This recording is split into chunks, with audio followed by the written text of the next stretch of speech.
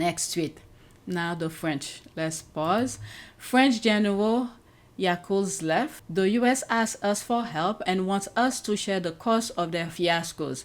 Joining Trump's coalition today is like buying a ticket to dinner and dancing on the Titanic the evening after it hit the iceberg. This is the thing, like I said in some past videos, the US and Israel were relying on NATO, but I guess their stupidity, or they were so eager to start the war, they failed to understand the procedures, the step that will allow NATO to get involved. The enemy, allegedly the enemy, Iran, did not attack us first, or Israel first. So therefore, they can't come and protect you. If they had attacked you first, then they would have come in and protect them. So they overplayed their card. But the thing with these other countries, the Europeans, like France, Italy, and the others, I'm pretty sure, including the UK, I'm pretty sure they will manufacture something, okay, to get themselves involved, because the war continue. And the US is pushing through with, I don't know. The whole thing is, they manufactured that. They wanted that war to start. If you look at, for instance, during the 10th year anniversary of the Invictus, it's not that I'm getting, heavy involved, but just take a look at some of the videos in the UK, or discussion that were happening during the 10-year anniversary of the Invictus. They knew, okay, something was brewing. Their focus was, I think, mostly in with Ukraine, what Russia was doing. But when you really look at the discussion that were happening around that time, you know they were preparing for a war. And the European, they want to get involved because they want to go back, okay? Go back to the way they used to, by getting resources, natural resources from those other countries. Haiti, you see a lot of things that's happening in Haiti. Cuba, you see what's happening in Cuba. Just take a look. They want to go back to Africa. Just look at some of the things that's happening in Africa. When everything is said and done, many of these countries, they need to buffer themselves, find ways they could protect themselves when these people try to get back, because they will never finish. They will never leave Africa alone, or any other minority countries. I call them minority countries. The smaller countries that don't have the kind of arm to defend themselves. They will never leave these countries alone. These people, the Europeans, they do not know how to leave other people alone. All right, so yeah, they will manufacture something, all right? I don't know what it is, because when you look at the UK blueprint, the UK is staying way behind, but they are the mastermind after everything is said and done. They will manufacture something to get whatever the plan that they wanted, to get the NATO countries involved. Just watch and see. All right, 3 minutes and 13 seconds. On a 5 raisons de lui dire non. Oh, so that's in French. 5. Alors, la première, c'est que il n'a pas compris, s'il veut faire une opération de l'OTAN, que l'OTAN prend le commandement. Alors, il y aura un général américain, mais c'est une seule opération. On ne peut pas avoir une opération américaine qui bombarde à tout va, et en dessous, ou à côté, une opération des Européens qui fait autre chose. Non, c'est une seule opération. Ça veut dire que vous mettez votre opération sous le drapeau de l'OTAN. Je ne suis pas sûr qu'il l'ait compris pour ça. La deuxième raison, c'est que pour faire ça, il va falloir que l'OTAN se mette d'accord. Donc en fait, c'est aux Américains de poser sur la table notre effet final recherché et nos objectifs stratégiques. Ouvrir le détroit d'Ormuz, c'est déjà un objectif, on peut pas le nier. Oui, mais il faut qu'ils le fassent pour toute l'opération. Parce que nous, on ne va pas rentrer dans un truc où on nous dit juste ça, et puis le reste, c'est pas votre problème. On ne peut pas faire une opération sur Hormuz avec des surprises tous les matins d'oiseaux noirs qui se promènent. Non, c'est pas comme ça que ça marche. C'est Mais une attendez, opération de l'OTAN. vous avez travaillé avec les Américains pendant des années, vous étiez au cœur de l'OTAN, vous êtes le Français qui a été le plus gradé dans la chaîne opérationnelle de l'OTAN. Si vos vieux copains généraux américains venaient vous dire, écoutez, bien, aide-nous, c'est crucial pour le monde de libérer ce détroit maintenant, qu'est-ce que vous leur dites? Je dirais, on va se mettre d'accord, mais vous nous dites par écrit pourquoi on s'engage. C'est quoi votre objectif? Là, après, on discute. Vous nous dites ce que vous voulez. Après, on discute. Et c'est pas des tweets. Et c'est pas des trucs qui changent toutes les 2 minutes. Donc, déjà là, il va falloir que Trump lui-même sache ce qu'il veut. Et en fait, s'il voulait l'OTAN maintenant, là, c'est il y a 2 mois qu'il avait commencé. C'était il y a 2 mois. Il fallait qu'ils nous disent, même dans le secret, l'OTAN est capable de garder le secret. Les gars, fin février, je commence un truc gros. Hein. Alors, ça m'arrangerait qu'on prépare, parce que vous voyez ce que je veux dire. Et on se serait mis d'accord en secret, c'est possible. Bon, la 3e raison d'envoyer péter, c'est que c'est pas une question de moyens, en réalité, le détroit d'Ormuz. C'est qu'il veut partager le risque politique. Lui-même dit, il n'est pas à 4 frégates près, il n'est pas à 1000 soldats près sur le détroit d'Ormuz. Donc en réalité, il veut partager le risque politique et pas le risque militaire. Il y a quand même des moyens, pardon si j'ai bien compris, que la France a notamment des dragueurs de mines, etc. Oui. Donc il y a quand même des moyens. Oui, mais pour l'instant, ils n'ont pas envoyé de mines. Et la question, c'est pas tellement les mines, c'est les drones, c'est les tirs directs. Pour faire rapidement, la 4e question, c'est la question de confiance. C'est quand même un mec qui a lâché les Afghans. Donc il va nous lâcher à la minute où ça l'arrangera, au moment où nous, on est dans une opération. La 5e raison, c'est que sur le Titanic, le capitaine, paraît-il, a voulu vendre des billets à pas cher pour le dîner dansant après avoir percuté l'iceberg. On en est là d'après vous? C'est vraiment le Titanic, l'opération? Oui, c'est possible. C'est possible. Donc c'est pas le moment d'acheter un billet en promo pour Titanic. Et le dernier argument, il est américain. On ne renforce pas l'échec. Ça, je l'ai appris à l'école de guerre américaine. On ne renforce pas l'échec. On trouve autre chose, on passe ailleurs, mais on ne renforce pas l'échec. Donc voilà les 4 raisons pour dire non à tout. All right, so I let it play. Let's see here. Is this in English? If this is in English, I'll let it play too. On a 5 raisons de lui dire Never non. mind. It's still in French. Let's go to the next one. Now, this is Germany. If you understand French, good for you. But I let it play for the sake, whoever might understand. All right, next tweet. Donald Trump. Okay, so this one is in English. Reporter. Trump wants allies to stand with the U.S. or NATO's future could suffer. Germany minister, we did not provoke this war. It started without any consultation. We can't be everywhere. The world finally grows a spine against Trump. And then let's not forget, the Europeans, they need to protect their borders as well, because if they leave or send their men to go help Trump in the Middle East, then their country is going to be exposed, which is what's happening to the U.S. right now. The U.S. is being exposed while majority of our defense equipment are blown.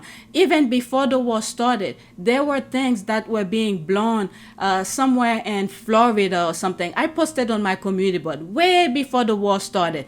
Many of our war equipment have been blown or destroyed for whatever reason it may be. So we are being left completely exposed. I don't know if anybody is paying attention to this part. Okay?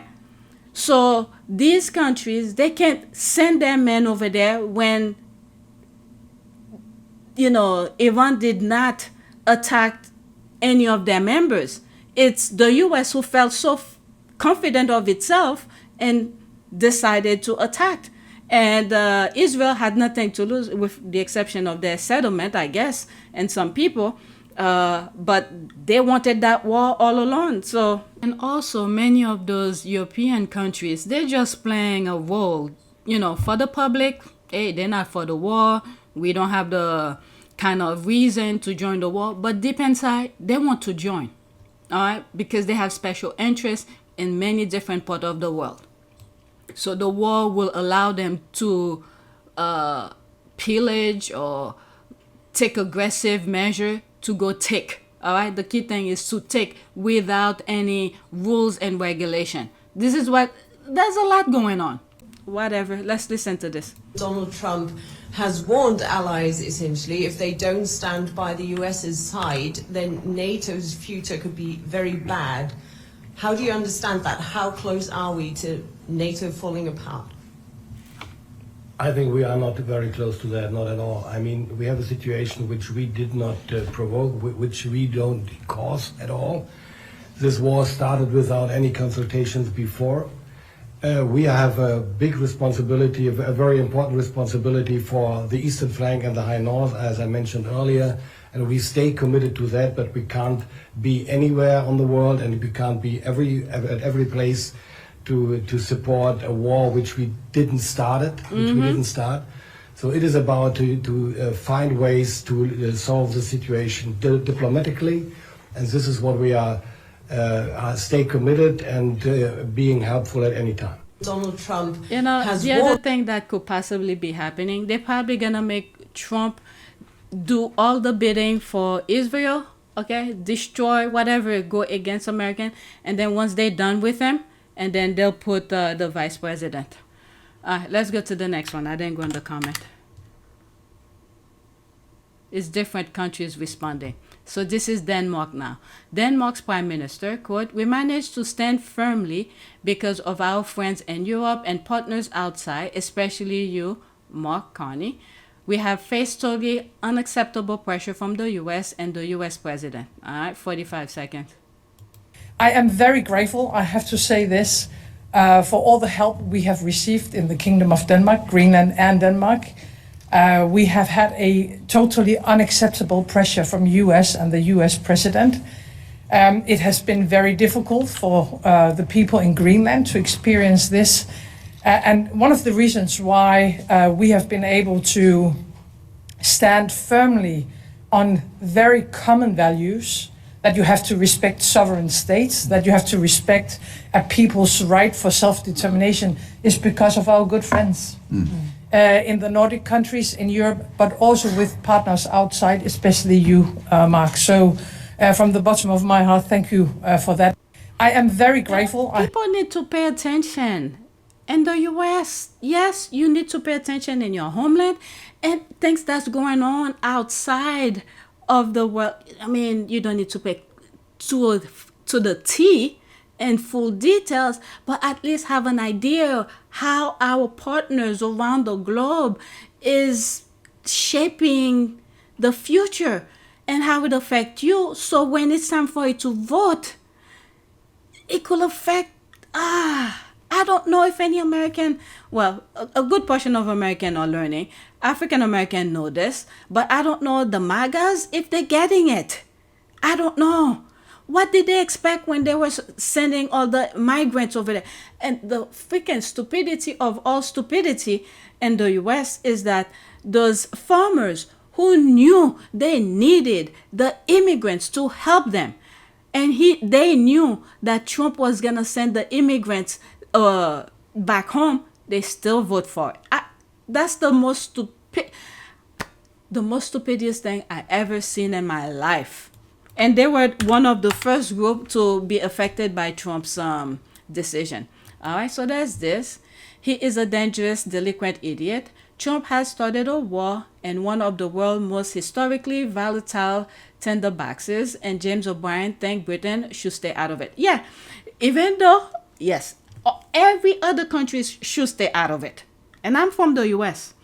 Every country should stay out of it to teach the US a lesson for their stupidity, especially Trump and the MAGAs as well.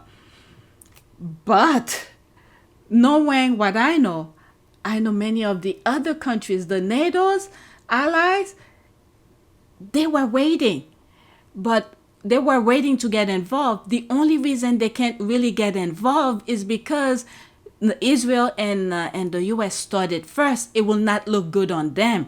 But if it was the other way around, they'll be more than happy to do so, to join in. But let's listen. My instincts and what knowledge I have leads me to the conclusion that Starmer should do as little as he possibly can, up to and including, or down to and including, nothing at all. Yeah. Because Donald Trump is an idiot. He is a dangerous, delinquent idiot. We can dress it up as much as we want. We can talk about compromat. We can talk about Epstein. We can talk about the absence of a plan. We can talk about Benjamin Netanyahu having Donald Trump for reasons I don't fully understand or necessarily agree with, but Marco Rubio seemed to suggest that Netanyahu has him by the short and curlies. But all of that gets filed under idiot. He is an idiot. He is a dangerous, delinquent idiot who is now waging war in one of the world's most historically volatile tinderboxes, with no legal rationale, no plan, and no end objective. My instincts... You know, on the flip side, though, I must say, okay, because of the action of the United States and Israel, they prevent a world war. In my crazy, humble opinion, they prevent a world war because they started first. Because if it was the other way around again, if Iran had attacked the U.S. first, then NATO would get involved. Then, Russia, China, they all will do their own thing.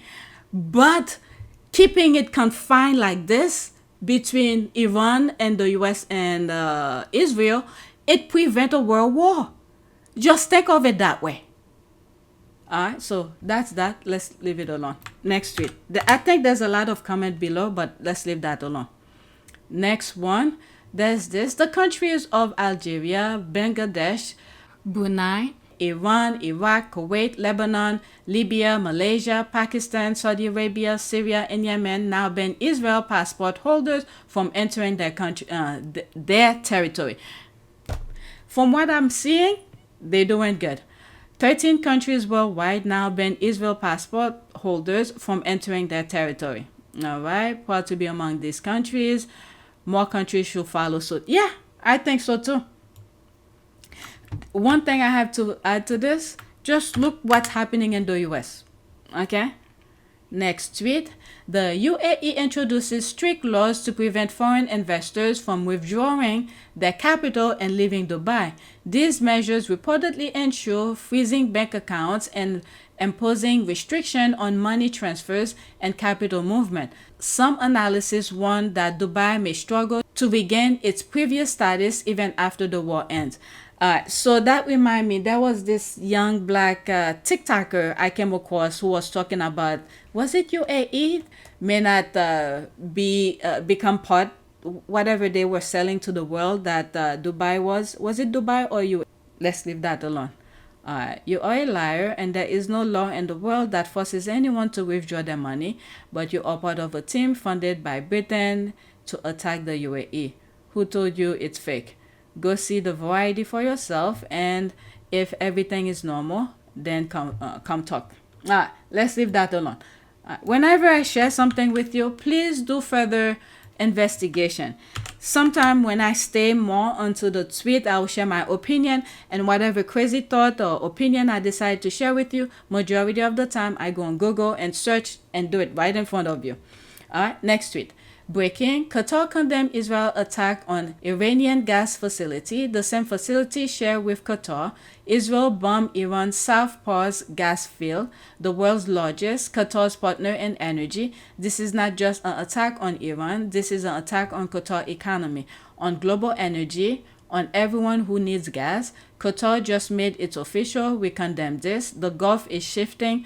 Even U.S. allies are speaking out. Israel bombs, Iran warns, Qatar condemns, the region is waking up.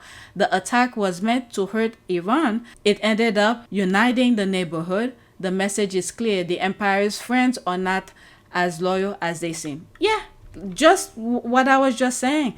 With what Israel and U.S. did, because they attacked first, it prevent the World War III thing that many people have been talking about. All right, so and that one as well with what's happening in the Middle East. It's probably uniting them even more.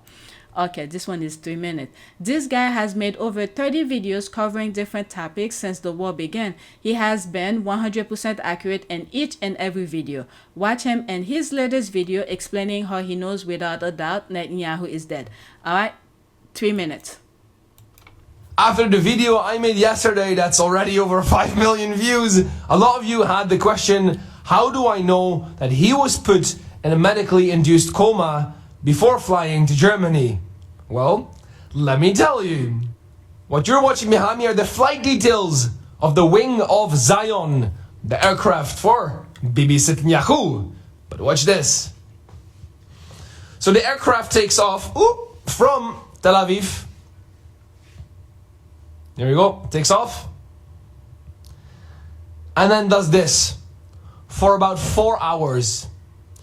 Why would the wing of Zion be circling the coast for about 4 hours? Well, the only thing that comes to mind for me is they are here putting him in the medically induced coma and trying to stabilize him along with probably some other victims. So I went to ChatGPT and asked ChatGPT, hey, give me some more information about this plane. So I asked, what's the registration flight number of this plane? And ChatGPT went, 4X ISR, Wing of Zion. As you just saw in the video, same code. All right, let's keep going. I then asked, is there a hospital on board the plane, i.e. a hospital equipped well enough so you can stabilize someone and put them in a medically induced coma? Yep. Let's continue. All right, let's have one more look. Right there, 4X ISR confirmed the wing of Zion. But let's look at the flight path, because he circles the coast of Gaza for about 4 hours-ish and then proceeds to go to Europe. So let's wait for him to fly to Europe. So after being stabilized inside the plane, he is then moved to Europe. Cyprus rejects him. They were like, you are not welcome here. He then flies to Greece, and Greece is like, no Malacca, try Italy. We don't want you here, Malacca. Keep going. So they come to Italy. Italia! And Italia was like, no, ma che cazzo, io fanculo, keep flying. Maybe France. No, France also, nope. Germany? Of course Germany will accept the Zionist Nazi leader. Mm-hmm. Yeah. So he arrives in Berlin, where he then allegedly spent some time in hospital with his 6 fingers and eventually passed away, not only because of his injuries, but allegedly also because of negligence. Alright, so let's just put allegedly, okay? I'm just sharing. And I think it was last weekend I came across a lot of things were being posted. It seemed like it was being posted live to me. Next tweet, and this is my last one for this video. Israeli is begging Iran, stop now, Iran, please, he says. But Israel has been striking Palestine for 40 years. No one said stop. Don't stop, Iran. Strike even harder. Let's listen. 8 seconds. Please, Iran, stop. No more war. Please, stop. No more. Please. Please, Iran, stop. There's somewhere, this is my last video. There's somewhere I read that Iran says they haven't even seen anything yet. Some of the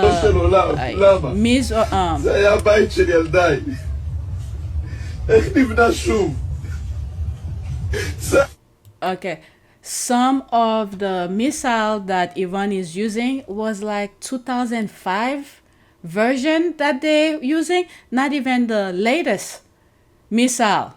Okay, so they improve, they just giving them the old one, get rid of the old missiles that they have. I read it somewhere. Let me pause for something. Well, I don't have a direct answer, but ChatGPT said probably yes, but not in the way people usually mean. But I saw a video somewhere. I think it was the president of Iran that said it. But anyway, I'm done. So please take a moment to subscribe, like, and share. If you want to support this channel, there's a PayPal link and a Cash App link in the description. You could donate. Those who have donated, thank you. Alright, so that's it. Thanks for watching.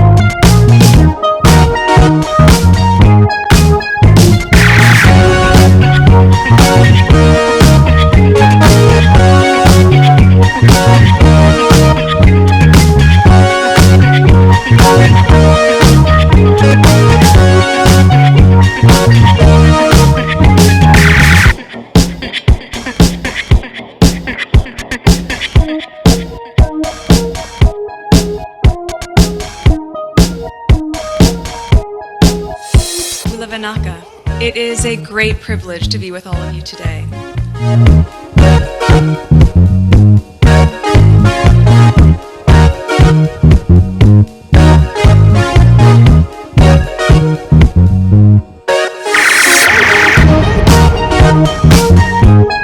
You know, we ask for forgiveness and please come back.